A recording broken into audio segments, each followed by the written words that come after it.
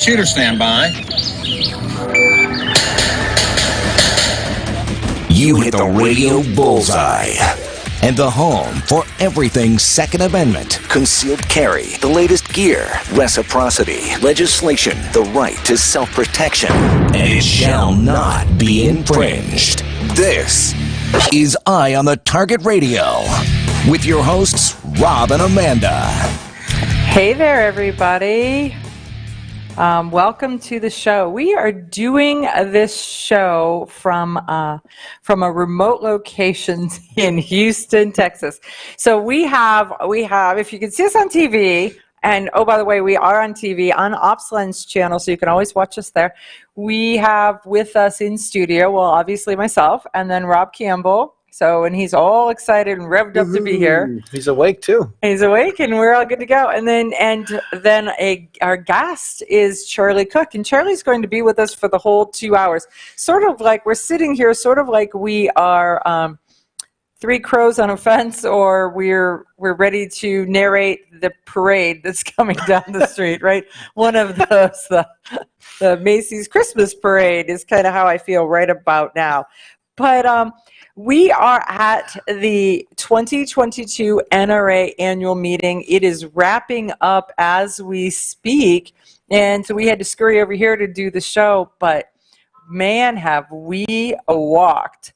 So Charlie, what did you get out of the show? What was your first and best thing? My first and best thing that I was able to film a couple shows this weekend, which I wait shows. So what? They don't know what shows you're talking about. I was able to film a couple of Riding Shotgun with Charlie's, which for the last 2.5 years, every time I've gone someplace, I've filmed a show, and there's only been 2 trips that I've made when I haven't filmed a show.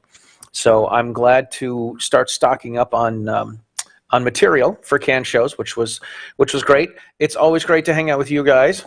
It's always fun for that. So let's tell our listeners, when you say you're stocking up on a show or you're putting this together, so you do Riding Shotgun with Charlie. It's available and can be found on... It can be found on YouTube. It can be found on Gunstreamer. It can be found on Full30, and it can be found on the OpsLens app. And people can listen to the show in podcast form on all of their favorite podcast outlets.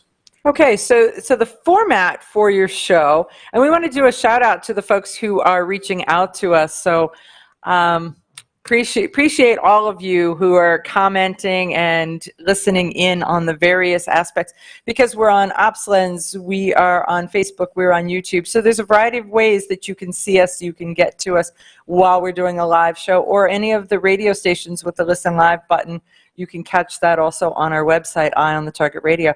So there's that. But so you do a show, Riding Shotgun with Charlie. I do an interview show where I interview people in the gun community as we drive around and talk. And having a conversation in a car is not anything against you radio folks, but it's different when you're in a car and you're driving and my life is in your hands.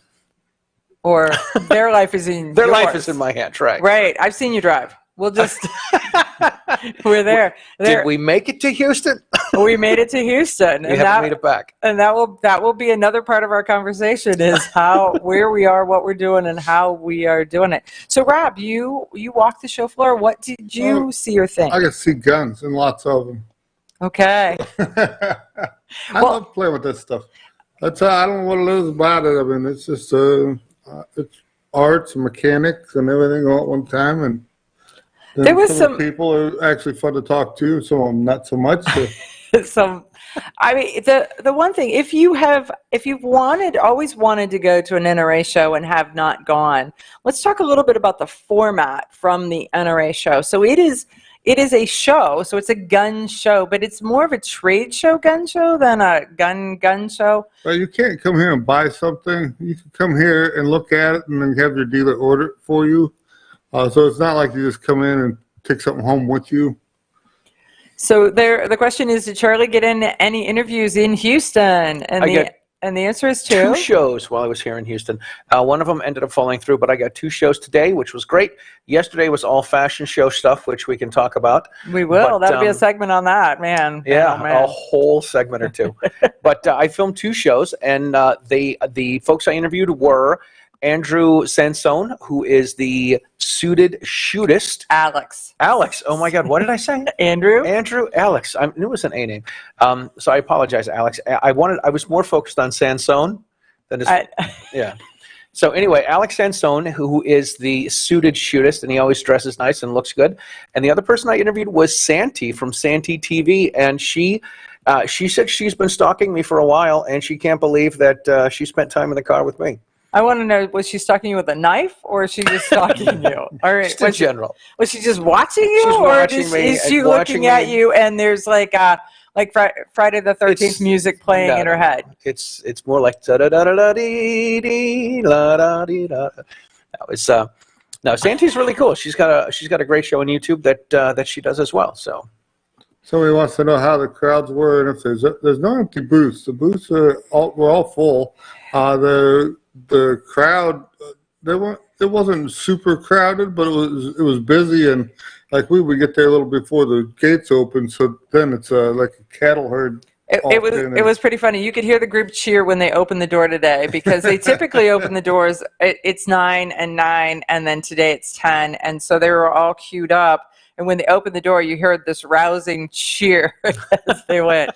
Now, on the other hand, I saw a couple empty booths where, and this was kind of a conversation where people were like, "Wow, it's a lot smaller." I think people were scared away. Well, I don't actually think that there was too many that were scared away. I mean, because Texas had an active shooter event recently, which brings bad press, and we'll talk about that too. And so there were a couple companies that pulled out, and so but you couldn't really tell, because what happened was the NRA invited the booth next to it to say, "Do you want to expand? Do you want an extra 10 feet?" If you didn't know what you were looking for, you were then you wouldn't notice it. But if you were looking at the floor, you would notice that the booth had carpet, no carpet, and they'd expanded over to a space. But there wasn't a lot of that, so it was very well managed, that piece of it. We had been to other shows that are in the gun industry when COVID came down, and you would see frankly, pop-up tables and chairs in spots where people could sit down because companies had backed out. You didn't see that at this show, but I did notice a couple booths that were not populated in the way that you'd expect them to be. Yeah, not. I think probably just 2 or 3 that I saw.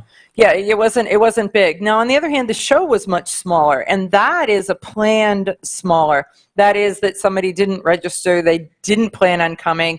This wasn't a weekend that didn't work for them. They were someplace else.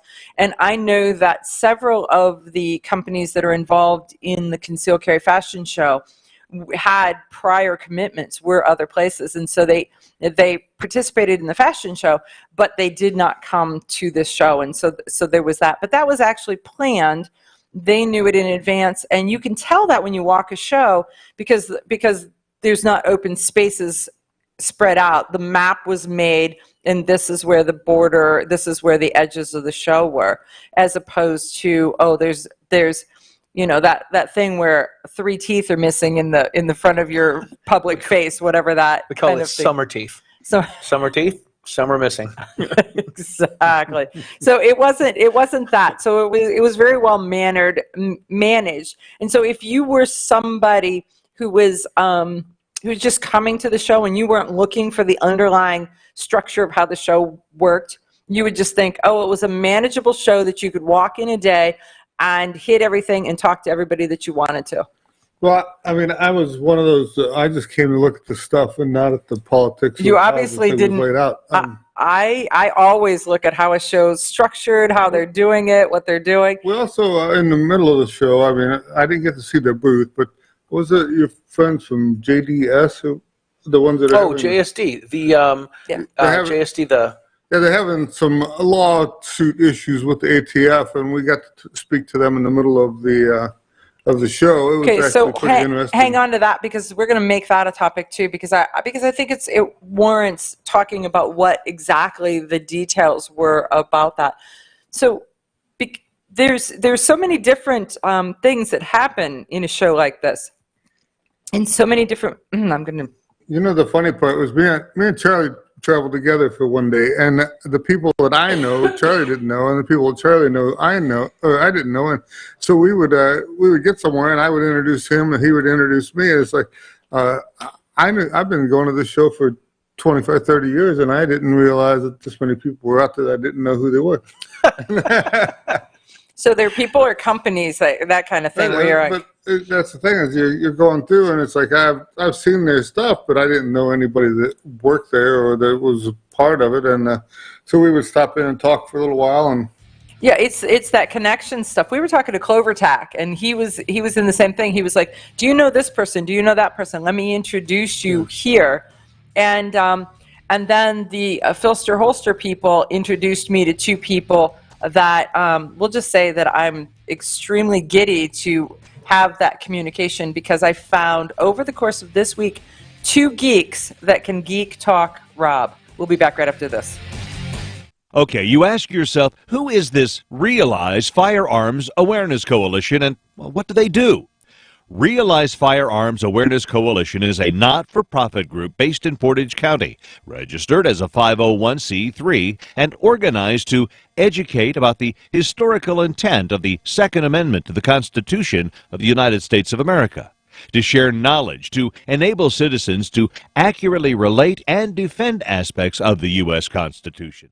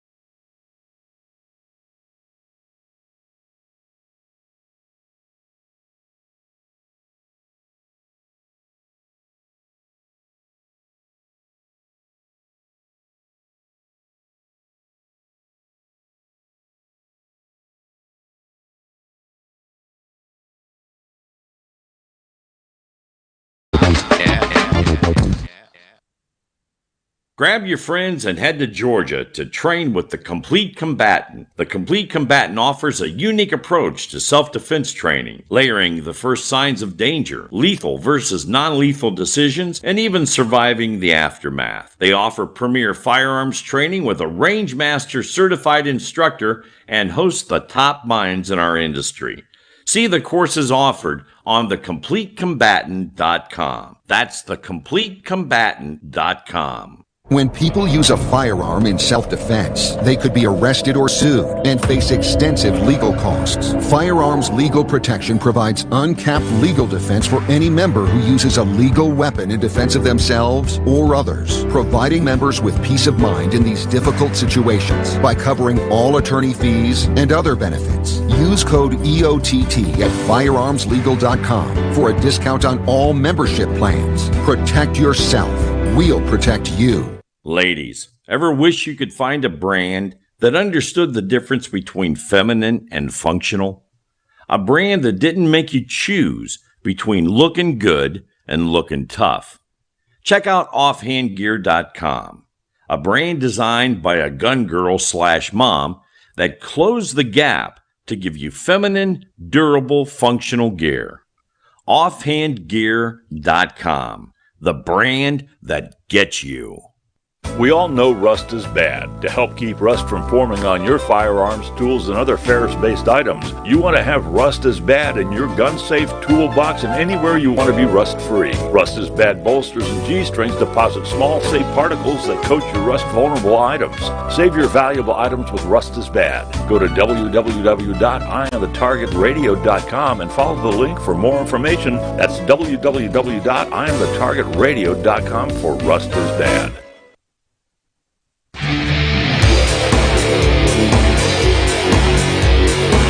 So, folks, we are back, and we are going to be talking on our history section about this. We're back to the NRA. This is the NRA show. This is a conversation about the things you learn at the NRA show. And the NRA annual meetings and show has a section where all of the different collector groups come and display something that has meaning to them, whatever that is. And so they invite and encourage one of their members to bring out their collection, or multiple members to showcase something that showcases. Altogether makes a huge collection, but almost too much for one person to owned by himself. Right. Well, and as you're walking the show, you're like, okay, I've got 5 minutes in this section, and you get there and you spend 15 minutes or 20 there in that one booth because,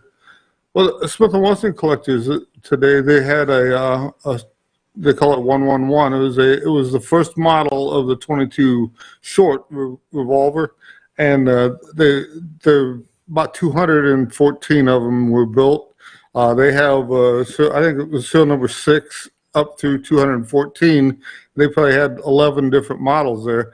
The nicest one that is known, the earliest one was known, which has a different cylinder than all the rest of them, and it's you could spend. Some of them actually had original ammo in the little wooden box that they were shipped in.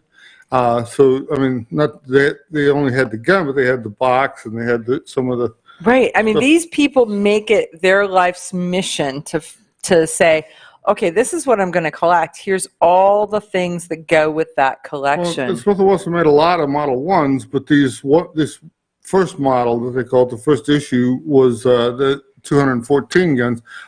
They said all of these are in very rough shape. So when they first came out, they figured that actually people who had a use for a gun bought them. Later models, people bought them and put them in the drawer of their dresser, or bank manager had it in his right. desk Some of us are issued a gun and it gets put away, and some of us are issued a gun and we use it as a hammer. So they have some of the later model ones that are like brand new still, but these are very early ones they look are pretty rough shape. But well, I mean, I think it's really cool that a group like that will share their collection with you and then tell you all the reasons why it's cool. They'll tell you what the features are and how amazing it is and how important it is and where its segment is within the history of the company. And so this one, where does its history segment, where does it fit into that realm? Smith & Wesson came out with this particular gun just as the Civil War broke. So if you were a well-dressed, well-heeled soldier in the Civil War, you could buy a Smith & Wesson revolver and take it with you. I mean, by today's standards, a 22 short, a black powder revolver is almost comical. You could poke them with a stick, or you could shoot them with a 22 short muzzle loader. The other team's wearing a wool jacket that probably the 22 barely could get through if the shot was perfect. Right, and so I mean, and I think that historically shows us and showcases the improvements that have happened in gun manufacturing. If you didn't buy this little Smith & Wesson, your other choices were either a muzzle-loading pistol or a European model of a pinfire gun, which neither one of those were nearly as dependable as this new fangled. So there you go. So as they call it, because the pinfire guns, you pick your bullets up and like the pin fell out. The pin fell out, or if they didn't, if you were in the rain got in through the hole that the pin was in. So neither one of those were good. Sometimes it didn't work, and so if you are living in a tent, camping and marching and fighting, and your bullet was that delicate, and if it got wet. So we've all seen those shows like Davy Crockett and the like, where they take off, well, TV acceptable, all their clothes, put it on their head, and wade across the river. This would be why, because if they're keep your powder dry. Well, you don't want to be dressed completely in wool or in buckskins and then wade across the river and then wait for a month for all that to dry again. Right. So you're going to do everything you can to keep it dry in the first place. So I think that's so interesting. I was having a conversation with a guy from the Missouri Valley, I think it was, Collectors Association. Right, they had a collection of actually Lee carbines. They were long Lees just as they were going to the short magazine. It was pretty nice collection during the Boer War in Africa. Going. Okay, so what is a long Lee versus a short Lee? Is that what you're saying? Yeah. We'll talk about this shortly. Waka waka. You'll be here all week. Well, it's kind of funny. The long Lee was long, and the short Lee they shortened up to a 25-inch barrel. See how high tech this is? Well, the long Lee was long, and the short Lee was short. The long Lee, you could tell them they're kind of almost ungainly looking, and then they had the safety was on the had some of the features of the short magazine rifle, but it didn't have the loading attachments and stuff. When they went to 1907 to the short magazine rifle that most people know as a Lee, the number 1 Mark III, it had like a squared off loading gate on top where you put the speed loader in to load, and that design was held all the way through World War II until they went to the number 4s, so you could recognize your gun. Well, I think it's amazing that these guys bring these things out, and they're like, I'm so proud of this, look at this. But we will go into a little more of this in one of the next segments, talking about how do you get collectors, how do you keep collectors, and what's the value of collecting, and the history portion that they preserve for us. Because these collections and these folks who do this, they're really the keepers of the keys of history. Is that not? Right, well, they like what they have, so if it had a value or not, they're going to collect it, but they're hoping that someone else takes an interest in it, so when down the road they hand it all over, they can get some cash in the meantime to well, there's the value part of it, but there's also this is my life's work. Do you value the amount of time that I've put into it? So do you see how that? delicate some things were back in the day, and as they went 50, 75 years into the future, they realized that they needed to toughen part of this stuff up. So when you look at it again, it was built in 1887 or something. Maybe the sights are bent or they're worn off, or they've got a dents in them and stuff like this. And then later on, they have a robust sight you can jack a car up with. So, absolutely no preparation for this. None. None. I'm sitting here baffled. I'm telling you guys, I have been telling the radio audience that I just push a button and he's like magic. And give him a topic and the way he goes. We'll be back right after this. Grab your friends and head to Georgia to train with the Complete Combatant. The Complete Combatant offers a unique approach to self-defense training, layering the first signs of danger, lethal versus non-lethal decisions, and even surviving the aftermath. They offer premier firearms training with a Rangemaster certified instructor and host the top minds in our industry.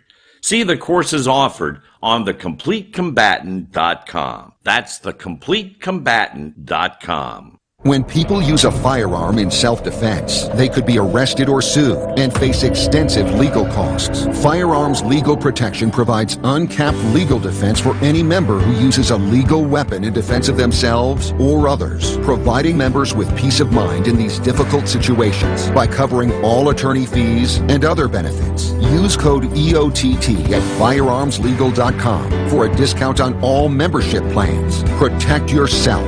We'll protect you. Okay, you ask yourself, who is this Realize Firearms Awareness Coalition, and what do they do? Realize Firearms Awareness Coalition is a not-for-profit group based in Portage County, registered as a 501c3, and organized to educate about the historical intent of the Second Amendment to the Constitution of the United States of America, to share knowledge, to enable citizens to accurately relate and defend aspects of the U.S. Constitution, to enhance public awareness and support for responsible gun ownership, and to emphasize firearms education for women who facilitate the transmittal of constitutional awareness and gun ownership to succeeding generations. How do they intend to do that? By talking to you all and having you talk back, by hosting educational summits and events. So tune in, listen, and participate. RealizeFAC.com. This is Cheryl Todd of Gun Freedom Radio, and I am proud to join Amanda Suffolk and all the 50 women, one from each state, in our grassroots efforts to protect the Second Amendment as delegates of the DC Project. Grassroots organizations like the DC Project run on donations, so please consider donating to our GoFundMe/DC Project to keep the promise of freedom alive. Shotgun with Charlie. I'm Charlie Cook from Riding Shotgun with Charlie. Conversations in the car about gun safety, freedoms, and even a few laughs. Imagine you're in the back seat listening to an intimate chat with me and my passengers as we drive all around the country. Listen, watch, and subscribe to the Riding Shotgun with Charlie YouTube channel and podcast. Ladies, ever wish you could find a brand that understood the difference between feminine and functional? A brand that didn't make you choose between looking good and looking tough. Check out offhandgear.com, a brand designed by a gun girl / mom that closed the gap to give you feminine, durable, functional gear. Offhandgear.com, the brand that gets you.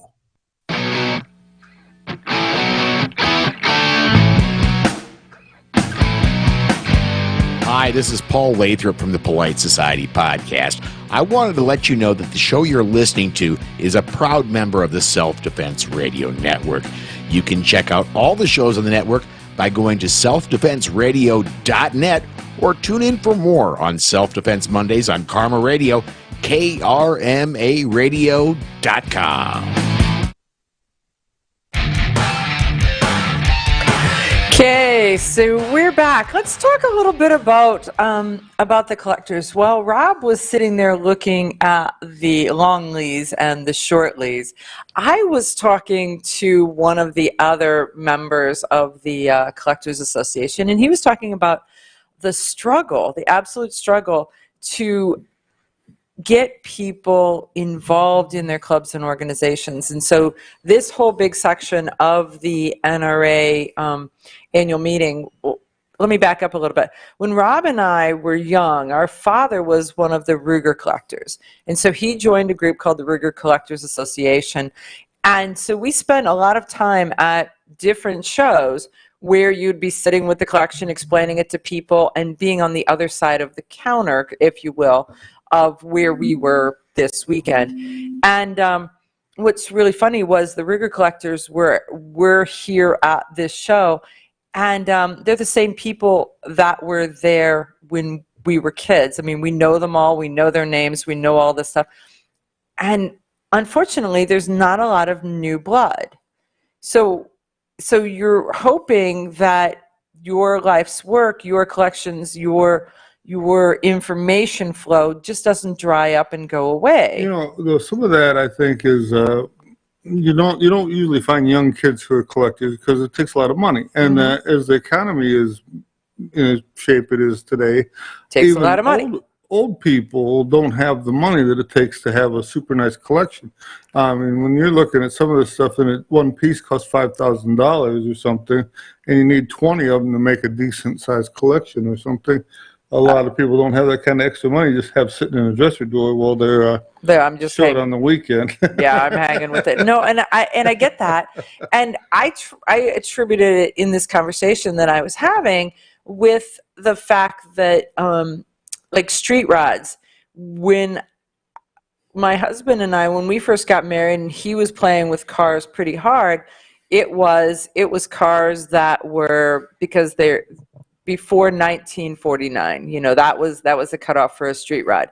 Then they went into the muscle cars, and then they went into this next era.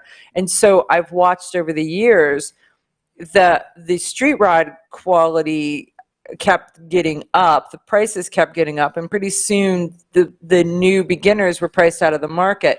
So they had to go from street rods to muscle cars. And there's only just so many pre-1949 cars that are left, so they had to open it up some to let the next group in. So they opened it up some to muscle cars, let the next group in. So those guys started to grew that market fully saturated. And oh, by the way, when you're looking at it and you're older, you're saying, oh, I want something that I wished I had when I was a teenager. So I don't have, there's no wish in my heart to have a 1932 Ford. On the other hand, like a Chevy Nova, kind of one of those kind of things, it's like, you know, I remember that car. I remember that car at the drive-in movies. Never mind, we won't go there. But you know, it's that kind of a thing. The other thing you get is that, like, say, Colt Single Action Armies, they have the original one, black powder frame, up to 1900, and then they have the smokeless powder frame, the one from 1900 to 41, and then they started with their second generation in the 56. And then when they come to cowboy shooting in the 80s, the people couldn't afford a real Colt to shoot. So the Italian market came into play, and there's a lot of the Italian Colt single actions that came through. Well, some of that stuff now, you figure 1980 was a long time ago. So those are actually getting to be collectible now in their own right. In their own right. So the people that couldn't afford a Colt then maybe now have a really nice collection of Cimarrons or Uberty guns that are from the 70s and 80s that they had picked up. Right, and I think that that's a piece of what's happening is the collector's market is always kind of like a piece of tumbleweed, and it's just always growing and rolling and showing you kind of a new area that you can go into. I know that you were talking about the Japanese, the Nambu rifles? Right, well, the Japanese rifles, the Arisakis and that, there's a lot of good quality collector pieces in that. The pistols also are starting to wake up and have a value. But the Russian stuff they brought into the country a couple of years ago, it was dirt cheap when it came in. It's still pretty reasonable. But if you know what you're looking for, there's some Finns mixed in with that. There's some really rare Russian stuff that's mixed in with that. So when you go look at them, you made 10 rifles on the rack, but 1 or 2 of them may be real gold mines, and the other 6 are just lumps. So there is a way for a young couple or somebody that's new to the collector's market to kind of get in on the new edge of whatever's going to be the next thing, right? Look at what's cheap, buy a book, learn all about it, and then start buying the more rare pieces. And sometimes you buy those just to sit on because you use them later to trade for something that you really do want. So buy a book. So let's talk about buying a book, because man, some of those books are $50, $60, $100. Right, but if you're buying a gun that's, say, $2,500, how long does it take you to make a $60 mistake? About 5 minutes ago, right? So if you know what's in that book, it could make you money, it could save you money, however. So if you're only going to buy one of them, it's not that big a deal. But if you're going to start and down the road buy 20, 30, 40 of these guns, and you know everything about which markings are the right markings and what to look for in the way the wood is fit together or whatever, it makes a huge difference in you. And you walk into the shop. The one guy was just telling me today, he went in, they had a Russian Nagant rifle. They want $100 for it. Here it turned out to be a Finn Model 28, worth a lot more than the $100. So he just happened to know what he was looking at and I think that's the thing. And the other part, that was one of the hints I dropped earlier, was that not often do we say, do we run into people that Rob, can sit and have an in-depth conversation saying, I've got this, and the other guy goes, oh, yeah, I know. Most of them look at you like, oh, yeah, you want to rock, right? Whatever that is. Or sometimes I can start to ask them questions because what I have is so rare, I can't even find anything about it. So if I tell them what I have, they may know a little more about this piece of a puzzle that I'm working on. Well, we ran into 2 different people, and the part that was immensely comforting to me was both of them were substantially younger than you were. And in one case, my guess would be 25 years, maybe 30 years younger. And that is awesome. And it's really great to see, because you don't want the interest in the industry to get old and forget what they know. That come into my gun shop and they would be like, they want to know about some gun that's in the video game they're playing or whatever, and it's like, well, I don't know it by that name, but I know it by this name, and I would get one out and show it to them and talk to them about it and some of the different things about them and that, and their dad's like, oh, leave the guy alone, he's got to make money, and I was like, no, this guy's the future of my industry. The more he knows, the bigger his gun collection. And he's going to come back and he's going to buy things and he's going to think fondly of it, as opposed to, kid, get off my lawn. Oh, wait, that's a podcast, right? So, yeah, I mean, we do want those younger people involved in the industry, and we want to find opportunities and ways so that they can get interested and they can get involved, and then it's talking about their guns. I think that in the future there's so many guns, and I have to say I've done this, so I'm not, well, maybe I am criticizing it. No, I'm not criticizing it. Is that when you're looking at collections, you're looking at original condition and pretty pristine and those types of things. So many guns now, you can screw this on, bolt that on, change this out, flip all of this stuff, and oh, by the way, you can Cerakote it any kind of an amazing color you want. Right, and that's back in the old days, you get a gun and then see somebody had bent the bolt handle or changed drilled it for a scope or something. A lot of people that kind of killed the collector value, but for someone who wants to shoot the gun, it made it much better. So even though you got a little bit of a discount because that work had been done to it, now you got a piece that is much nicer than normal. I wanted a Rush Swedish 1914 they called it. It was a little carbine, 1894 carbine with a 17-inch barrel and wood all the way to the end. When I was a kid, they were $60. My dad's like, "You don't want that. You can't buy bullets for it." Blah blah. So I waited until they were about $700. I bought myself one. Timing is everything. Timing is everything. But I think that ties us back to the collectors and collections.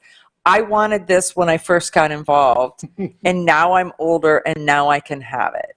And so I think that that's part of the key to these collections. You can get younger, mechanically minded, oh, I like that kind of guys, but most of them, collectors, are strolling down memory lane in some manner. There's something that triggers that stroll. When I started, we were watching Bonanza on TV and stuff, so everybody wanted a 6-gun like the Wild West and a Winchester and stuff.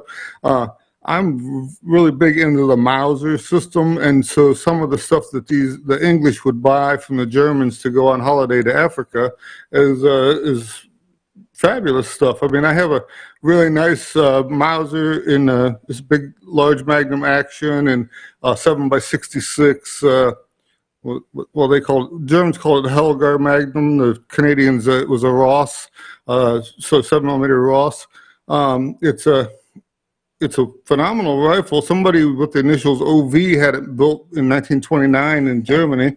And their initials were then engraved into it? The bottom of it, silver, big, gaudy silver inlays that stick up at the bottom. And wow. It's got day sights and night sights, and it's got 2 sets of scope mounts that you could put big scopes on it, stuff like this. And it at the time, the Germans said you could shoot 139 grain 7mm bullet at 3,900 feet a second, which was unbelievable speed at that time. It's probably not believable today either. But okay. Well, I think that's the part that's so interesting is you can detail all of the features of this and what makes it unique and what makes it something that you want to do. And when we come back, we're going to talk about JSD and the lawsuit.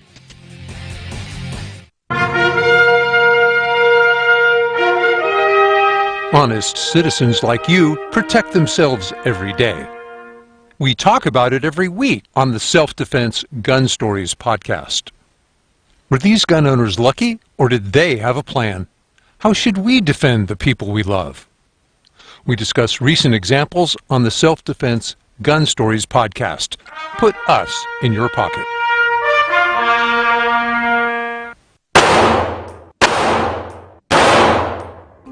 Hi, I'm Janelle Westrom, owner of Davenport Guns and Davenport Shooting Club. At Davenport Guns, we do so much more than sell firearms. We advocate for increased personal safety and security, not just for you, but your whole family and community. Go to DavenportGuns.com to see our online inventory and browse videos, articles, and things we just find entertaining. Sign up for our newsletter to learn more. This is Cheryl Todd of Gun Freedom Radio, and I am proud to join Amanda Seppacool and all the 50 women, one from each state, in our grassroots efforts to protect the Second Amendment as delegates of the DC Project. Grassroots organizations like the DC Project run on donations, so please consider donating to our GoFundMe/DC Project to keep the promise of freedom alive. Ladies, ever wish you could find a brand that understood the difference between feminine and functional? A brand that didn't make you choose between looking good and looking tough. Check out offhandgear.com, a brand designed by a gun girl / mom that closed the gap to give you feminine, durable, functional gear. Offhandgear.com, the brand that gets you. Okay, you ask yourself, who is this Realize Firearms Awareness Coalition, and what do they do? Realize Firearms Awareness Coalition is a not-for-profit group based in Portage County, registered as a 501c3, and organized to educate about the historical intent of the Second Amendment to the Constitution of the United States of America, to share knowledge, to enable citizens to accurately relate and defend aspects of the U.S. Constitution, to enhance public awareness and support for responsible gun ownership, and to emphasize firearms education for women who facilitate the transmittal of constitutional awareness and gun ownership to succeeding generations. How do they intend to do that? By talking to you all and having you talk back, by hosting educational summits and events. So tune in, listen, and participate. RealizeFAC.com. Shotgun with Charlie. I'm Charlie Cook from Riding Shotgun with Charlie. Conversations in the car about gun safety, freedoms, and even a few laughs. Imagine you're in the back seat listening to an intimate chat with me and my passengers as we drive all around the country. Listen, watch, and subscribe to the Riding Shotgun with Charlie YouTube channel and podcast. When people use a firearm in self-defense, they could be arrested or sued and face extensive legal costs. Firearms Legal Protection provides uncapped legal defense for any member who uses a legal weapon in defense of themselves or others, providing members with peace of mind in these difficult situations by covering all attorney fees and other benefits. Use code EOTT at firearmslegal.com for a discount on all membership plans. Protect yourself. We'll protect you.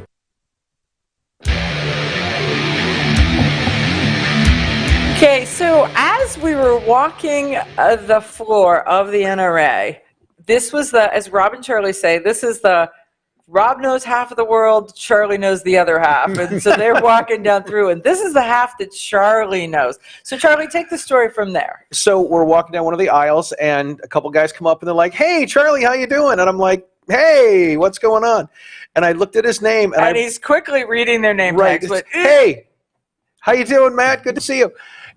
We ran into Matt Holmes from 2A3D, and he's got a company in Rhode Island, and he does a lot of 3D printing and the Polymer 80 frames. And he is walking around, and he's walking with another guy, and they're looking for ice cream, which they couldn't find. There was no ice cream. No ice cream. No. So if you come to SHOT Show, bring your own, or something. Come to NRA annual meetings, bring your own ice cream. And he was with, oh my gosh, Vinro. I forget his first name. He's with the owner of JSD Supply, which are the guys that got in trouble from the ATF and said they needed to stop selling all their gun parts, their Polymer 80s. But they sell all of the accoutrement parts that you need to put these Polymer 80 frames together. So they got an ATF cease and desist letter. Right, and so this is the thing. They got this letter, so they turned their lawyers on, told the ATF to go away. We'll just say politely, consult. Go away. And so they went to court, and he's telling us that they just, in the meantime, they get a letter saying that that doesn't mean anything. Well, they only went to court because they pushed the going to court. Right. So they says when they got to court, they had letters from other companies that they know that had got the same kind of letter. Some of them even more strongly worded than their letter, and their case was moot. But because they had these extra letters, now they're working through this mootness to see if it's the fact that as soon as the courts are turned off, that they'll come right back at them again. Well, and part of the interesting part was, I mean, we've seen this in a couple of the Supreme Court lawsuits where New York State Rifle and Pistol Association at the Supreme Court level, I don't remember who was the other person in that lawsuit. It was Corlett before, wasn't it? Was it? And then that one was the one that was found moot because they had New York had modified their law and Right. so it wouldn't go anymore. And so the court said that could stand as you no longer have standing, you no longer have a right to sue, because they modified the law so they couldn't go backwards. In this case, they sent this letter and then they said, oh, it was a suggestion. And the words say it wasn't a suggestion, and then they said, well, that letter, we sent you a letter that said that letter didn't count, but it's just. So the other companies though have letters that didn't get that doesn't count letter. So but the thing is all the parts that they make are non-regulated parts. So they don't have serial numbers, they don't have anything. They're just basically hardware pieces. But because they do go on to these polymer frames, this is what caught somebody's eye and made them famous. There's other companies that sell exact same parts and that didn't get the letters. So, I mean, I think that the case, the real interesting part is that if you have an opportunity, Charlie, do you know what the JSD Supply website is? You ready for this? Yes. It's jsdsupply.com. Oh, okay. So see how high tech it is? So tell me what the website is again. It's jsdsupply.com. Okay. So if you have an opportunity, go to them. And if you're looking for something like that, support them. Because what happened was this guy said, I'm not taking your bunk ATF. I'm pushing back. That is expensive. Yes. He has a lawsuit. He has a lawyer.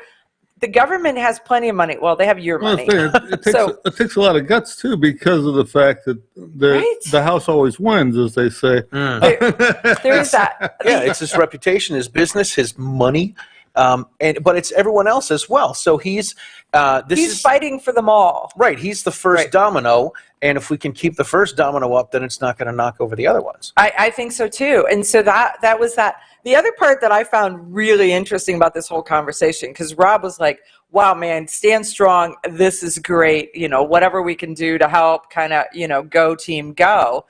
And the other part of the conversation is that he says that a big portion of his supply sales were at the gun show, the gun show market. In Pennsylvania, right. So they had gone, so their business model involved going to gun shows here and here and here, and everybody knew they would be there. Everybody could plan on just picking up the stuff there. They didn't have to ship it. The ATF had actually went to the Attorney General in Pennsylvania and got them thrown out of the gun shows. They'd gotten them thrown out of the gun shows. Well, the Attorney General and the ATF couldn't get them thrown out. They put enough pressure that the guy who owns the gun shows was like, yeah, you're persona non grata. So he says he went and bought the gun show circuit so that he could go again. So he bought it. He bought the business and said, no, I'm going to fix this too. Right. So, I mean, this guy... we got to talk to the person that owns the business. Let me change hats. I'm the guy that owns the business. This guy has a spine of steel, and I think it's a little bit lower. Okay. And maybe orbital. But there we go. It is pretty impressive. And, I mean, frankly, as an industry, we need that. And we saw that here this weekend. There's so many people who are like, oh, well, there's picketers and there's protesters, and we don't want them to say anything and we don't want to disturb them. I think that there's a line between continuing business as usual because what we're doing is legal and dancing in the blood of something, So don't be disingenuous. But if you're doing something that is perfectly legal, then why? There were calls, so many calls to say the NRA shouldn't have been here because in the state of Texas they had this mass shooting. Well, guess what, folks? It takes a year, actually more than a year, to plan one of these shows. Oh my gosh, millions of dollars. There's a lot of dollars at stake. There's a lot of travel. There's a lot of people. There's a lot of plans. And those plans happen way in advance. I mean, if you go to the NRA's website, you will see that they will tell you where the next 5 shows are. So for the next 5 years, you can know where the NRA is going to be. They've booked it, they've scheduled it, they've got it, so that 1, you can make a plan, 2, that they can get the venue. Because the venues book up, and there's such a wide variety of rules that the NRA functions under. Next year's Indianapolis, so I'd say next year everyone in Indiana should make sure you go. Cover your own rear end because Biden's still going to be president. They're going to try, right? So you never know who's going to have to take one for the team. Well, they're okay. So not to say conspiracy, but I'm hearing the conspiracy that you're tossing right there in the middle of the table. But my point really was, I don't know what my point was now because that's okay. A couple things I want to point out. My sources say that the other New York case, the one that they changed, was the transport law. To come in and out of the island of Manhattan. Got it. Or you couldn't take a gun out of Manhattan and you couldn't bring it into Manhattan, and that's what the other case was. The other thing that people, if you want to help JSD Supply, you can go to jsdsupply.com, and I think it's for a whopping $25, you can get a JSD Supply shirt, because when they I'm not sure if they can start selling the products or not, but that's one thing that you can do to help join the fight, to help JSD Supply. So then you can showcase who they are, and frankly, if you've got an opportunity, send them an email and say, "Go team, go." We need people and companies like this that'll take a stand. These are the leaders in our industry. So many times, like we've talked about this a bunch, is where you say, hey, listen, there ought to be a law, or it turns into somebody ought to do something about this, and this is the guy that's doing something, and he needs help. And he needs help. And this doing something, literally, hashtag doing something, means so much for the industry, because I'm not going to be pushed around anymore. I mean, that taking that stand is so absolutely critical to everything that's happening in the Second Amendment world. We sat and we watched protesters, and we watched people have, and I'm all good with different people having different opinions. There is that. And I think that you get to have the right to choose. I just don't think that you get to have the right to call other people offensive names and throw things at them, and have to have a police barricade to keep us separate. We'll be back after this. Okay, you ask yourself, who is this Realize Firearms Awareness Coalition, and what do they do? Realize Firearms Awareness Coalition is a not-for-profit group based in Portage County, registered as a 501c3, and organized to educate about the historical intent of the Second Amendment to the Constitution of the United States of America, to share knowledge, to enable citizens to accurately relate and defend aspects of the U.S. Constitution, to enhance public awareness and support for responsible gun ownership, and to emphasize firearms education for women who facilitate the transmittal of constitutional awareness and gun ownership to succeeding generations. How do they intend to do that? By talking to you all and having you talk back, by hosting educational summits and events. So tune in, listen, and participate. RealizeFAC.com.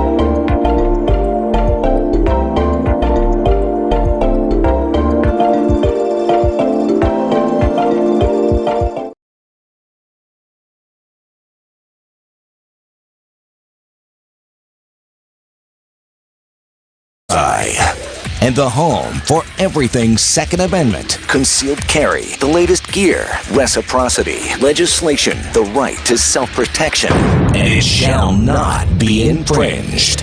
This is Eye on the Target Radio with your hosts, Rob and Amanda. Okay, so I want to kick off the second hour, the beginning of the second hour, with just to honor a little bit about Memorial Day, because we are in the midst of the Memorial Day weekend.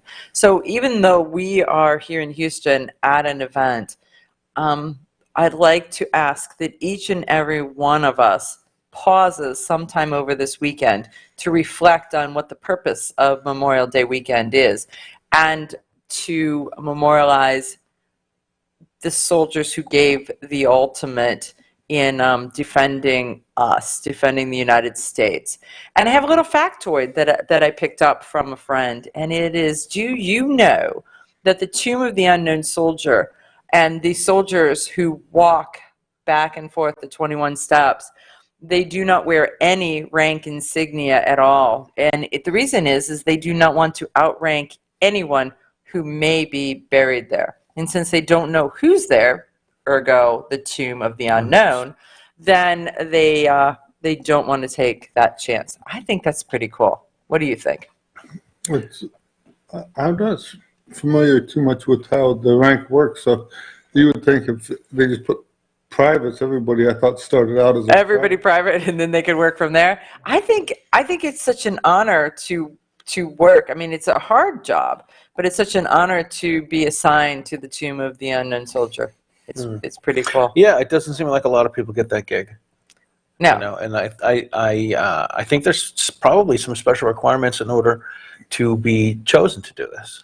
Yeah, I believe that there are. So I think that it is a very stringent thing. But please take a few minutes, pause, and reflect, because America, the United States of America, is the greatest nation in the world for a reason, and we owe it, a lot of it, to our soldiers. Absolutely. So, so from there, let's talk a little bit about the fashion show. So tonight we did the Conceal Carry fashion show at the NRA, and so Charlie and I emceed. Rob was the production director. Rob the Wrangler. Rob was the Wrangler.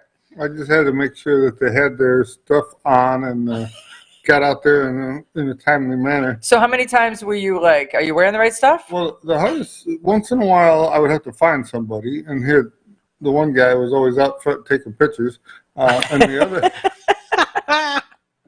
and I don't know what was going on. Robin was asked me about 300 times who she followed. So oh my gosh, she must have had something else that she was worried about or something, because she was always like, who's right I don't want to miss it. I don't want to miss my spot. Where is like, my don't spot? worry, I'll make sure you know ahead of time. And there you go. So we kicked off the show with you, and we introduced Charlie with the fact that he does the Gungrams on YouTube. And so he brought his trumpet, and he was going to play for us. And, you know, typically, Charlie, when he does his gig, he's playing and shooting. Well, we were in a ballroom, and so that... to frown upon that. Those crystal chandeliers would have a hard time. Could be an issue. It could be just a little bit of an issue. We thought it was expensive to rent the room. Wait till we have to repair it. What do we have to buy that room? So, okay, so then we went and had the gals from the DC Project talk a little bit about the DC Project. So we introduced the audience to the DC Project, and then we went into the fashion show. So Charlie, what was your thoughts on the fashion show? I always think they're great. It's to me, it's like a Thanksgiving dinner. It's hours and hours of preparation and stuff that you don't see. You know, somebody gets up at 4 o'clock in the morning, the turkey's got to thaw, someone makes the pies the day before. It's all this work, and then people come in and they're like, oh my God, this was great.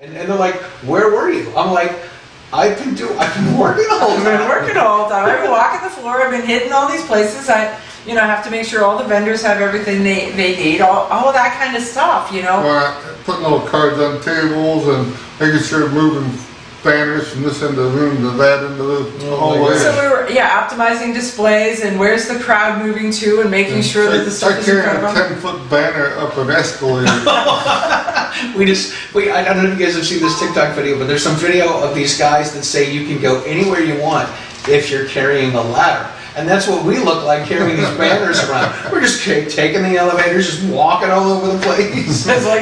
It's like they're walking with with purpose, and it looks like we've got something. We're doing something, and we're at work, and leave us alone. Carrying a unicorn. Yeah. I mean, that was kind of it. It's funny because Rick actually's been all over the show taking pictures. And he's here, he's there. It was last night, just before the show. Yeah, just before the show. We were going to move more banners. We So Rick Ector was everywhere, right? He was everywhere. He's getting this picture with everybody, and so we finally got stopped and got a picture. Okay, so they've lost the show, Paul. We're good. Oh, we're back. Oh, well, I'm not back, so hold on. I've got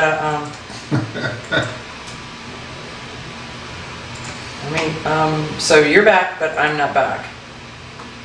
The whole Opal, I'll disconnect. Okay, so we were carrying on without you, if that if that is how that goes. Sorry, we had a disconnection from us to back to Command Central, if you will. Houston, we have a problem. And we are in Houston, so indeed we are. So we got that. So.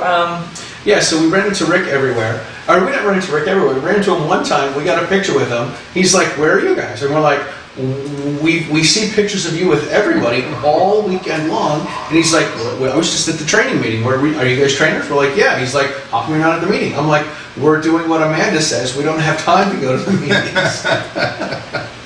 So we got a picture with him, and I put it on Facebook. I said, "Rob, we can finally stop walking around." We finally ran into Rick. Rick Ector. So there is that. So studio says that we are back live. We're doing good now. So I didn't even know there was a trainer meeting. I've been a trainer for years. I got all kinds of credentials. I'm like one of the generals with a list. Sleep. They don't sleep. that is exactly it. So to me, there were so many different people that need to be discussed and supported and honored.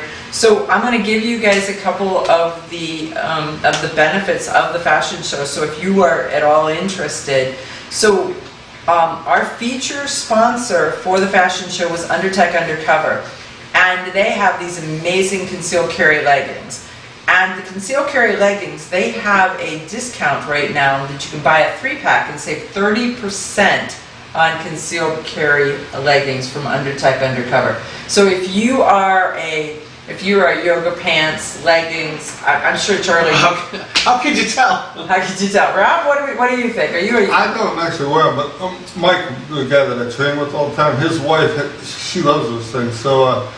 She always had trouble where do I carry my gun and how do I carry my gun, and she got a pair of those, and now I guess she's got a bunch of them. So.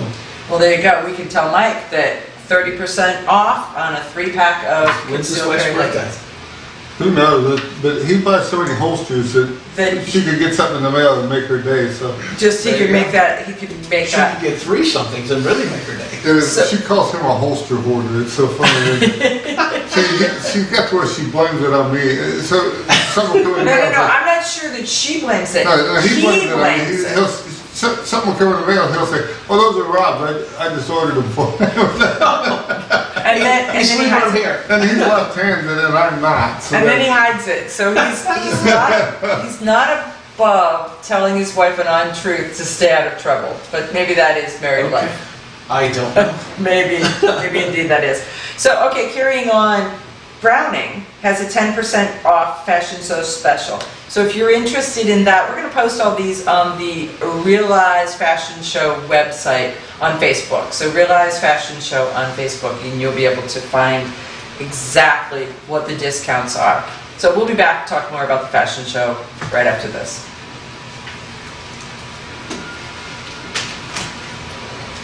Okay, you have to hear this text. This is funny. So he's like, lost you guys, we're on backup. Something happened and you all dropped. I was like, back now, question mark. He's like, yes, back, love. Live, damn it. Susan sent me a text, no audio. I immediately popped you to the camera audio. You missed maybe 10 seconds on my stuff. Right, so something happened, the whole internet gave a hiccup is what happened.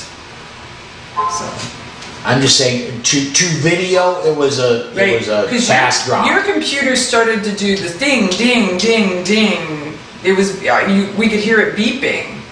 So there were like 3 or 4 different like little bell rings that happened kind of like right at the same time, and then Greg sent me that. So I don't know what it was, but something set them all off. Mics are live.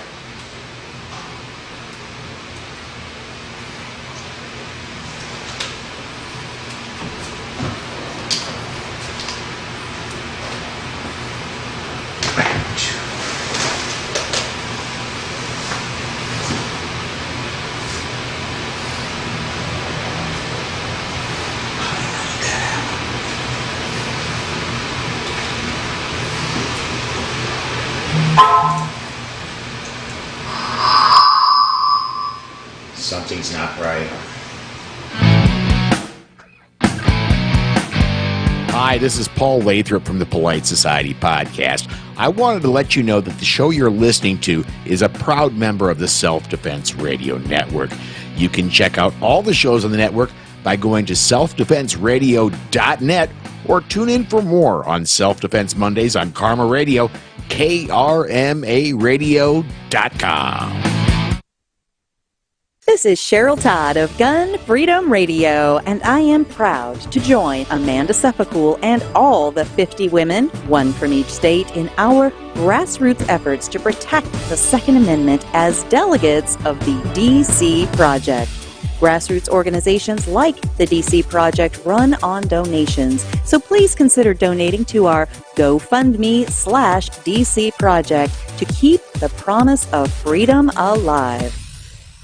When people use a firearm in self-defense, they could be arrested or sued and face extensive legal costs. Firearms Legal Protection provides uncapped legal defense for any member who uses a legal weapon in defense of themselves or others, providing members with peace of mind in these difficult situations by covering all attorney fees and other benefits. Use code EOTT at firearmslegal.com for a discount on all membership plans. Protect yourself.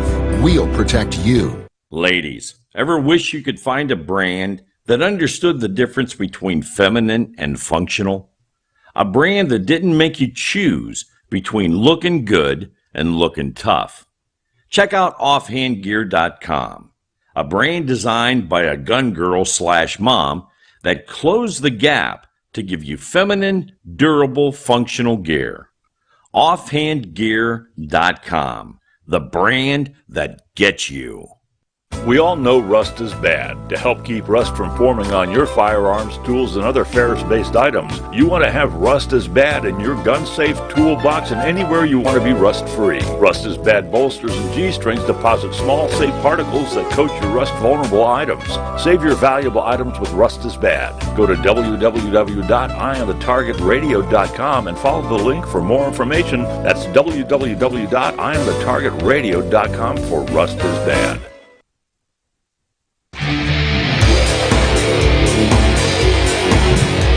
Okay, so we are back, and we're going to continue the conversation about the Concealed Carry Fashion Show. So one of the interesting things is that we made it's an internet thing, so it's not really the front page, but it was close to the front page of the Daily Mail this today. Yeah, because it's in the UK, though. Right, well, the reporter is here, so it wasn't like he wasn't here. So Who was the one at the end where he was trying to get the crowd to chant? I haven't seen that yet. Something? So somebody from Channel 5 is filmed some stuff also. Oh, right. So Channel 5 filmed. So what had happened was we had passed out invitations to the media to come to the Concealed Carry Fashion Show. So the Daily Mail ran an article, and so if you want to look at it, they took offense at the fact that we were smiling and some people modeling in their underwear. So that combination were the two things that was, how dare we be happy gun owners? And yeah, that's a little frustrating. So are we supposed to be doom and gloom all the time because we didn't commit a crime that we're getting blamed for? So we have to be miserable and angry and depressed and not enjoy our lives because we're not the ones that did this. Well, people who are miserable and depressed and angry at their life want you to be the same. So, Amen. not wrong there. Right. So it was interesting. But if you guys want to see a little snapshot, a little snippet of the fashion show, go there because it's pretty interesting. There are models modeling the Bosom Buddy, which is a bra holster. There are models. Go ahead. The comments they made underneath that picture. We had two ladies that were out showing. I don't want to say showing the girls because they weren't showing the girls, but they were showing that they had bra holsters on, and that was one of the underneath the picture. That was one of the comments. They're showing off these holsters and they're smiling. Yeah, hello. Right. Yeah. So they took offense at the smile. Right. And so I mean, and one of the things that we do in our models and model selection is the fact that we do not look for size 00 models. We look for models that are gun owners first, that carry on a daily basis, that understand the responsibility associated with gun ownership and gun handling, especially if you're trying to do gun handling and demonstration in a crowd. Whether the gun is a real gun or the gun looks like a real gun or the gun is a pretend gun, where in our shows we use blue guns. It was funny, you had the blue guns yesterday, and the one, I don't even remember which one, but when they pulled the gun up so they could see it, the way the shadow looked, it looked like a real gun, and some of the girls that were with me in the back, they're like, was that a real gun? I'm like, no, it was the blue gun, but just the lighting made it look like it was the real thing. That's the thing, is that the gun people are all so sensitive to where's the muzzle, who are we flagging, where is that? So goes to police officers. Or think about it when they say, well, he didn't have a gun, or something. It's like it looked like a gun. It was a split second. It was dark. Bullets were flying at me. I didn't know. Yeah, and so we're very careful in our shows to use blue guns, and and you watch them, and they have good gun handling skills. Their fingers off the trigger. The trigger guards are protected. They show it, then they put it back.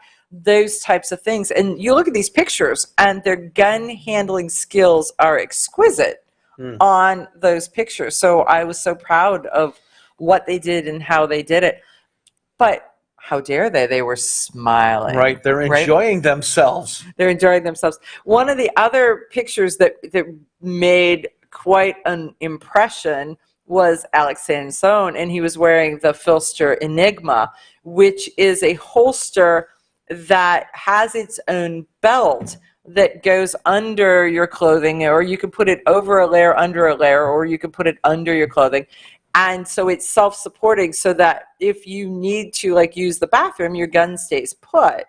And you don't have this case of, with so many holsters that are connected to pants, when you drop trow, as you say, when you drop trow, your gun goes down. And so you're trying to make sure, how does it fall? How is it laying?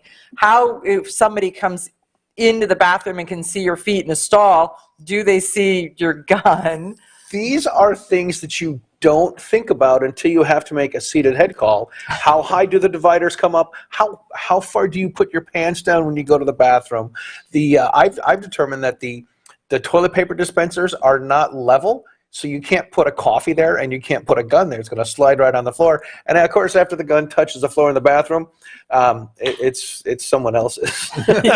No, it's not. That's the problem.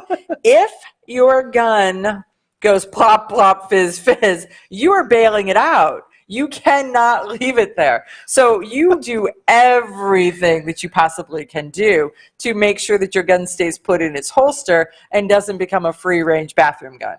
Right. Yeah. Right? Yeah. So the we got a floater. It could be a torture test, right? There's so many. No, yeah, the torture is you're going back for it. You can only hope that it falls in when you take a seat. How many tacos is it going to take before you drop your gun on the toilet and I just hope it falls in before you take a seat, not after. There's timing. I knew a guy years ago who dropped a hollow point in the urinal, and he stood there for a while contemplating going in after it, and I was like, dude, they sell a box of 50 of those. It's not a gun. It doesn't have that responsibility. I'm going in after it. I'm going in. No. There's a line. There's a limit. There's a social responsibility. But let's talk about the fact that you were saying, oh, well, think about if you take your gun out of its holster and you set it up on the toilet paper holder. We have seen stories, seen it in the news, where like an air marshal was on the other side of security, took their gun out of their holster, set it on the back of the toilet, and then not went about their business, but left the restroom after they were done with their business, and went about their business, and then realized that when someone else went into the bathroom, that their gun was in there. That causes let's just say almost an international incident, right? Because now there is a gun on the other side of security that anybody can have. That's an issue. And that is a gear issue. It really is. So you want gear that keeps your gun secure, keeps it where you want it, where you know it is, and not allow it to be free range. So that is why, like the Filster Enigma, it has that, like the Undertech Undercover and the products that they carry. You have a purpose, and you're trying to work with that purpose. We'll be back right after this to talk more about the fashion show.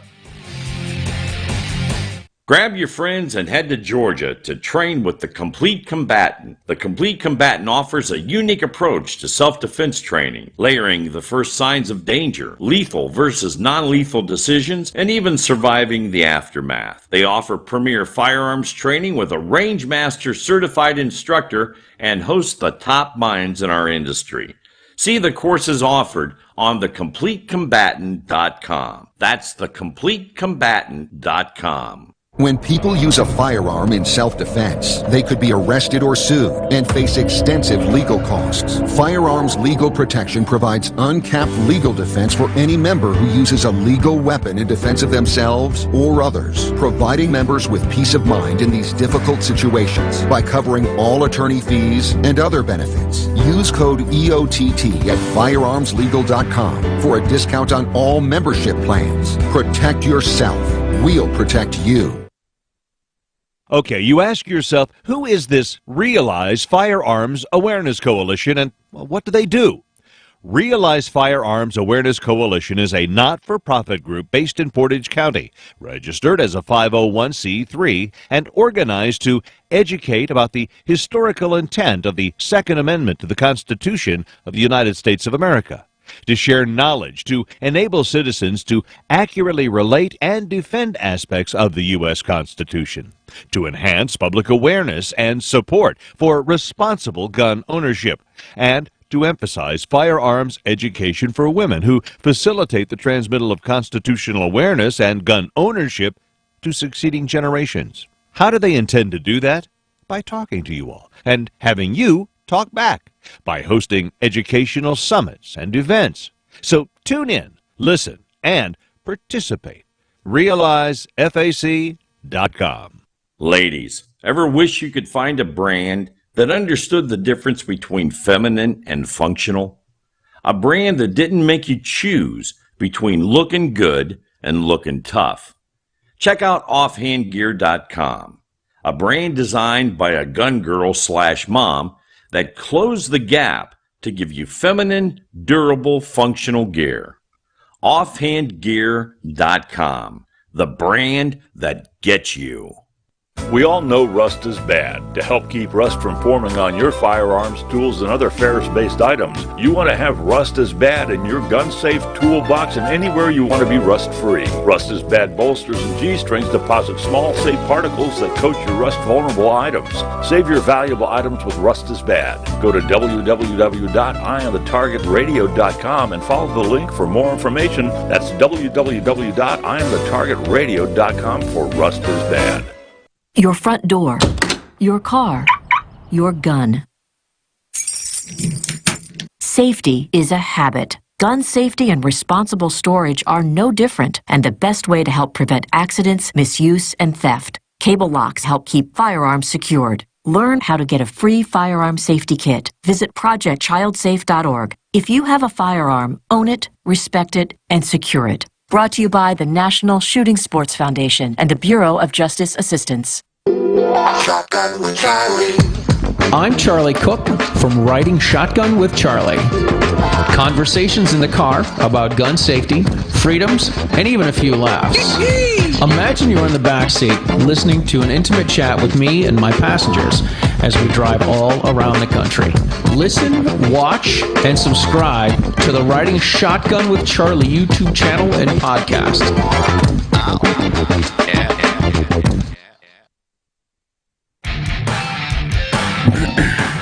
Okay, so we are back. I'm going to tell you about a couple more people that were in the Concealed Carry Fashion Show, and then we can move on.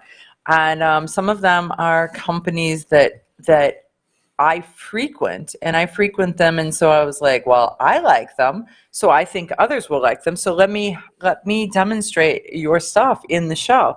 And one of them is Nexbelt. And do either one of you guys wear a Nexbelt? I've got a Nexbelt right now. Yeah, I get one on also. I think that Nexbelt is a company that is really taking the industry by storm. Mine's a couple years old, and I wear it every day, so it takes a pretty good beating. It holds up much better than a standard belt that uses a standard buckle. I love the ratchet belt. I had a ratchet belt beforehand, and it wasn't a gun belt.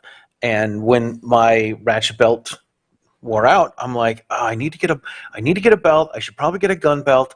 Next belt's always in the fashion shows. Mm-hmm. Do I want to part with $70 for a belt? And I did it, and I absolutely love it. I was showing up a couple of buddies of mine a few weeks ago. They're like, hey, COVID, I put on a couple of pounds. I'm like, dude, I got this ratchet belt by Nexbelt. It's always the perfect size. It's always that. So it has, I too wear a Nexbelt. So the three of us are all sitting here with Nexbelts on that, which is pretty funny because we have a choice of things and choices of where we spend our money.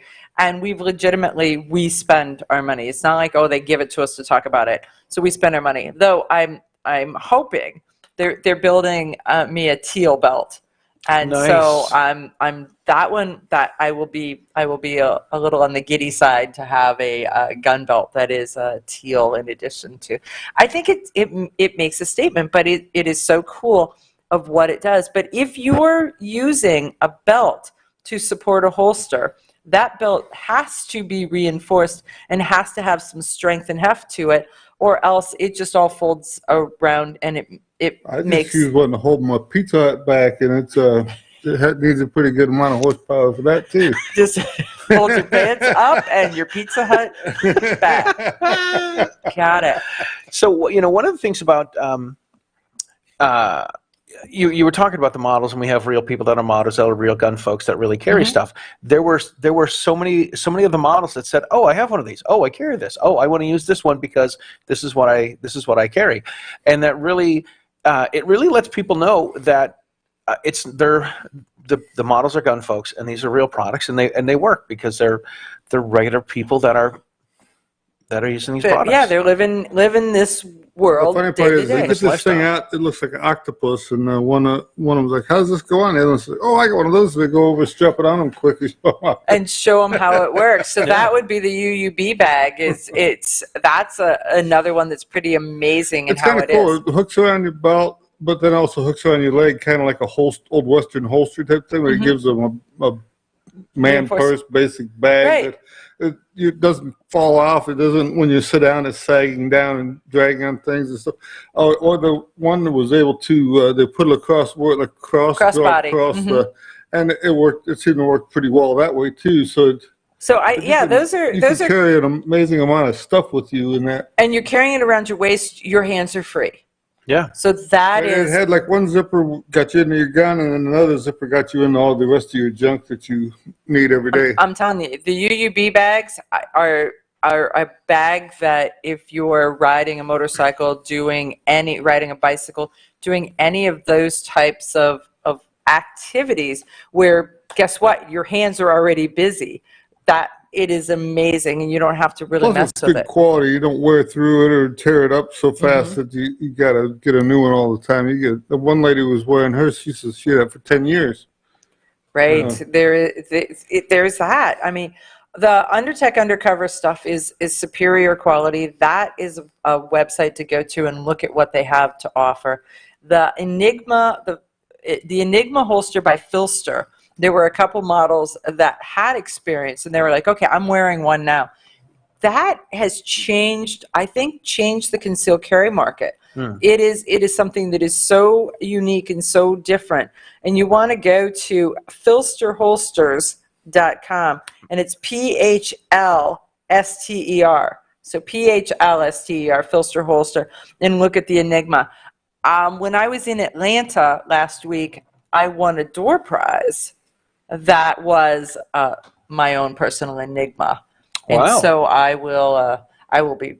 And you'll let us know how it goes. I'll let you know how it goes. I understand that some of the Enigmas take a little construction to be able to put them together and tune them exactly, and it gives you a lot more flexibility. And so that would be the Enigma that I've got. So now I've got to have construction portions of it to put it together, hold it together. You buy whichever gun you're carrying, or is it fit? So it's a rig that then will take a holster. So it's a two-piece. So you buy the rig, and then you buy whichever holster you want, or correct. If you carry multiple guns, you can put different holsters on it. Right, and people have told me that what happens is once you tune your rig to your holster, even though it has the flexibility to take this one off, put that one on, you don't do that. You just go buy another Enigma to hold a different holster, because then you can tune that one.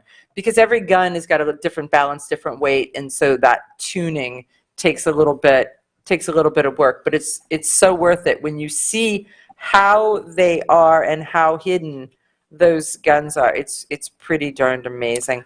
So what was your favorite moment of the Concealed Carry Fashion Show? As a person that buys the products, stuffs the sausage, puts it all together, does all the cooking, does all the prep work, makes the pies ahead of time. I have a real soft spot in my heart for the new up and coming companies, the ones who are because they are a person with an idea that says, look, I think that this will be good, and I think that will be good. I mean, a couple of years ago, Filster was a Kydex holster company, and that was kind of their beginning, their middle, and their end. And they came up with the Enigma, and it has taken the market by storm. They were back ordered for more than a year as they're shipping and producing, and they were like, here's this, here's this, here's that.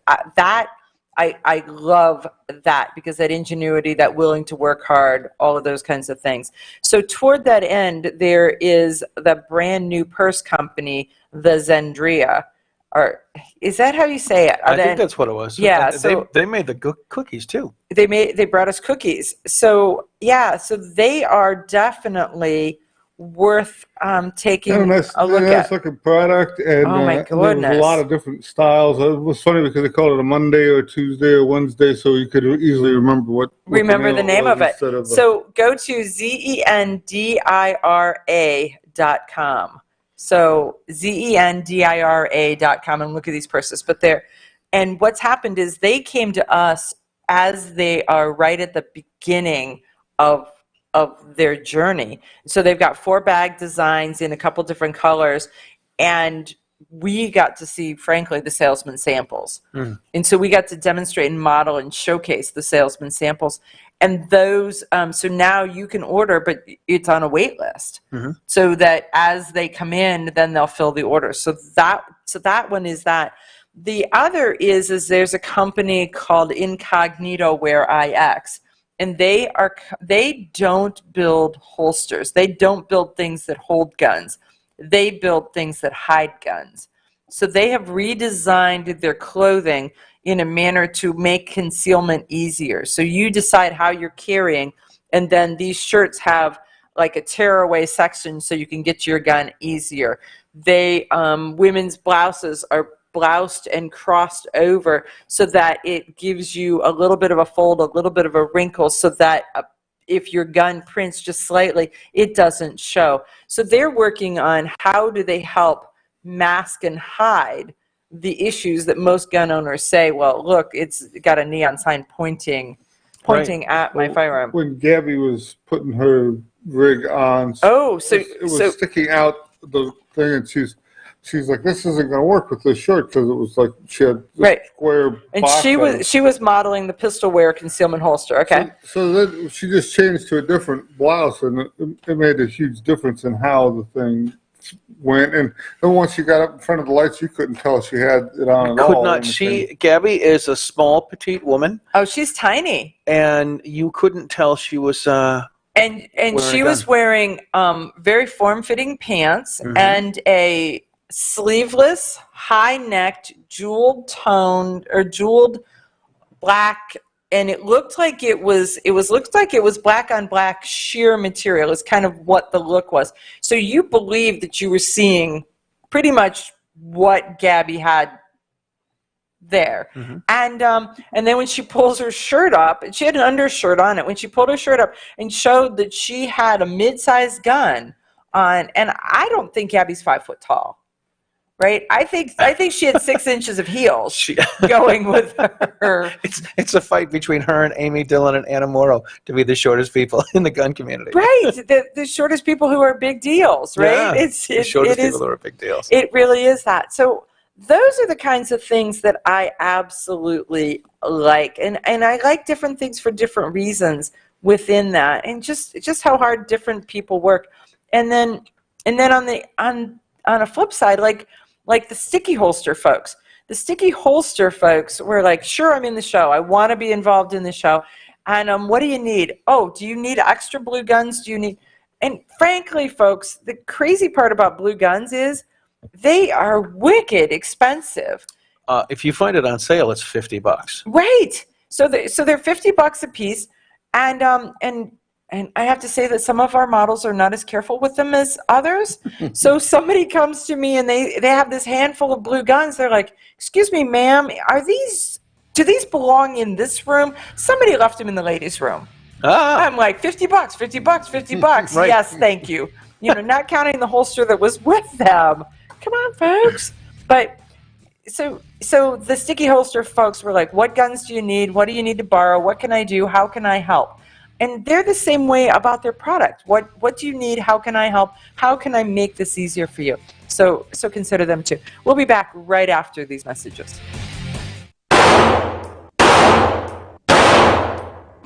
Hi, I'm Janelle Westrom, owner of Davenport Guns and Davenport Shooting Club. At Davenport Guns, we do so much more than sell firearms. We advocate for increased personal safety and security, not just for you, but your whole family and community. Go to davenportguns.com to see our online inventory and browse videos, articles, and things we just find entertaining. Sign up for our newsletter to learn more. This is Cheryl Todd of Gun Freedom Radio, and I am proud to join Amanda Sefakul and all the 50 women, one from each state, in our grassroots efforts to protect the Second Amendment as delegates of the DC Project. Grassroots organizations like the DC Project run on donations, so please consider donating to our GoFundMe/DC Project to keep the promise of freedom alive. Ladies, ever wish you could find a brand that understood the difference between feminine and functional? A brand that didn't make you choose between looking good, and looking tough. Check out offhandgear.com, a brand designed by a gun girl / mom that closed the gap to give you feminine, durable, functional gear. Offhandgear.com, the brand that gets you. We all know rust is bad. To help keep rust from forming on your firearms, tools, and other ferrous-based items, you want to have Rust is Bad in your gun-safe toolbox and anywhere you want to be rust-free. Rust is Bad bolsters and G-strings deposit small, safe particles that coat your rust-vulnerable items. Save your valuable items with Rust is Bad. Go to www.eyeonthetargetradio.com and follow the link for more information. That's www.eyeonthetargetradio.com for Rust is Bad. Okay, you ask yourself, who is this Realize Firearms Awareness Coalition, and what do they do? Realize Firearms Awareness Coalition is a not-for-profit group based in Portage County, registered as a 501c3, and organized to educate about the historical intent of the Second Amendment to the Constitution of the United States of America, to share knowledge, to enable citizens to accurately relate and defend aspects of the U.S. Constitution, to enhance public awareness and support for responsible gun ownership, and to emphasize firearms education for women who facilitate the transmittal of constitutional awareness and gun ownership to succeeding generations. How do they intend to do that? By talking to you all and having you talk back, by hosting educational summits and events. So tune in, listen, and participate. RealizeFAC.com. Your front door, your car, your gun. Safety is a habit. Gun safety and responsible storage are no different, and the best way to help prevent accidents, misuse, and theft. Cable locks help keep firearms secured. Learn how to get a free firearm safety kit. Visit ProjectChildSafe.org. If you have a firearm, own it, respect it, and secure it. Brought to you by the National Shooting Sports Foundation and the Bureau of Justice Assistance. Grab your friends and head to Georgia to train with the Complete Combatant. The Complete Combatant offers a unique approach to self-defense training, layering the first signs of danger, lethal versus non-lethal decisions, and even surviving the aftermath. They offer premier firearms training with a Rangemaster certified instructor and host the top minds in our industry. See the courses offered on thecompletecombatant.com. That's thecompletecombatant.com.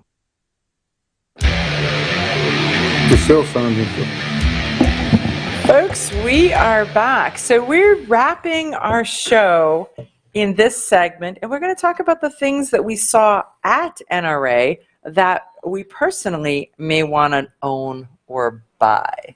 So as you walk the show, Charlie, what was there that you saw that was like, yeah, I think I need that? So I went to, I live in occupied territory. I went Massachusetts for the rest of you, just right. to let you know. I went to the P80 booth, and Okay. I talked to one of the ladies there. And So that's Polymer 80. Polymer 80. He talks in acronyms a lot. Just say, I assume that most of the people know. So anyway, they make polymer frames, so you can build your own gun, and that's what the P80s are, and that's what JSD Supply sells, and 2A3D, Matt Holmes, he sells those as well. So I went there and I went up to the lady. I said, "Hey, I got a question for you." She's like, "Can I help you?" I said, "I got a question. When are you going to make something we can have in Massachusetts?" And she's like, "Oh, don't even tell me."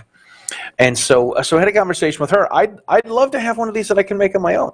I think that'd be really cool. And I thought about. Is this where I dog you and say, Charlie, I don't think you're very mechanical? Do you think you could do this? If there's pictures in the directions, I might be able to follow it, or I'll have to call. See, I probably should buy two. You're at the phone a friend level? Right, exactly. Right? Hey, Rob. So John Browning just took a regular chunk of steel and cut everything else he didn't need off and made a gun out of it. Well, yeah, He didn't have it to buy a Polymer 80 kit. Okay, there's a huge difference. So I would love to have one of those, and I think I want one more now that everyone's got their knickers in a twist about them.